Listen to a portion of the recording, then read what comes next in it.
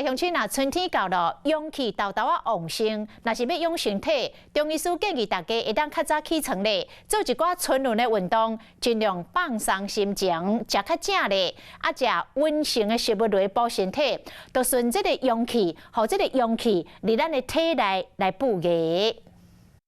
春天是万物清醒的时节，嘛是人体阳气渐渐变兴的节气。不过爱安怎食才会当好好养肝、调节身体？中医师建议会当安尼做。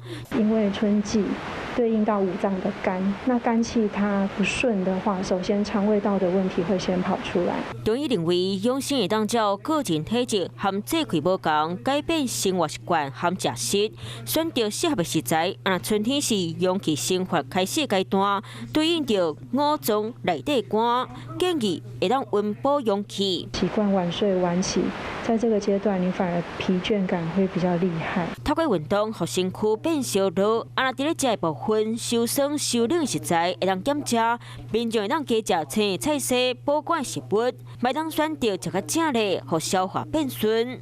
Hello， 大家好，我是乃瑜，要教给大家2个任务。第一个，华视新闻的脸书专页，你按赞了吗？